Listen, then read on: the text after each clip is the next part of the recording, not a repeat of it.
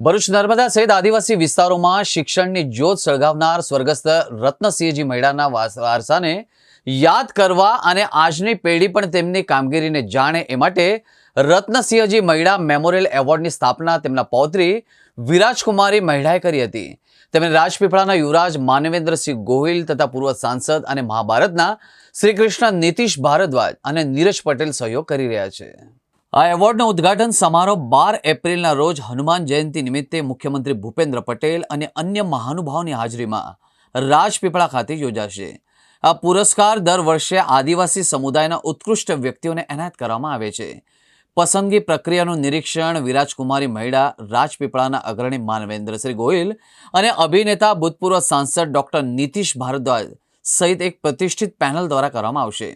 આ પ્રતિષ્ઠિત સન્માન સ્થાનિક સમુદાયના લોકો દ્વારા સમાજ પ્રત્યેના તેમના સમર્પણ અને યોગદાનની ઉજવણી કરતી અસાધારણ સિદ્ધિઓને માન્યતા આપે છે।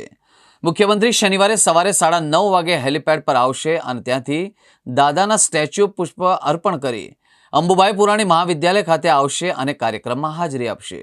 રત્નસિંહજી મૈડા મેમોરિયલ એવોર્ડ આપવા માટે થઈને આપણા ગુજરાતના મુખ્યમંત્રી ભૂપેન્દ્રભાઈ પટેલ આ એવોર્ડને પ્રસ્થાપિત કરવા માટે આવશે અને ત્યારબાદ સંસ્કાર ભારતીના ઉપાધ્યક્ષ નીતિશ ભારદ્વાજજી અને પણ પ્રસ્થાપિત કરવા માટે આવે છે।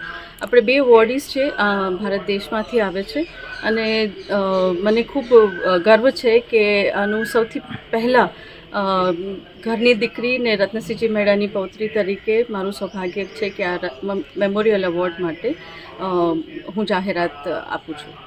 રત્નસિંહજી મૈડાનું સ્ટેચ્યુ જે કોર્ટ પાસે છે ત્યાં માનનીય મુખ્યમંત્રી જ્યારે ઉતરશે ત્યાર પછી ત્યાં એમનું ફૂલહાર કરી ને ત્યાર પછી તેઓ છોટુભાઈ પુરાણીના સ્ટેજ પર જશે। શ્રી રત્નસિંહજી મૈડાના સ્મૃતિમાં એક એવોર્ડ જાહેર કરવામાં આવવાનું છે જે મુખ્યમંત્રી શ્રી ભૂપેન્દ્રભાઈ પટેલના હસ્તે આપવામાં આવશે।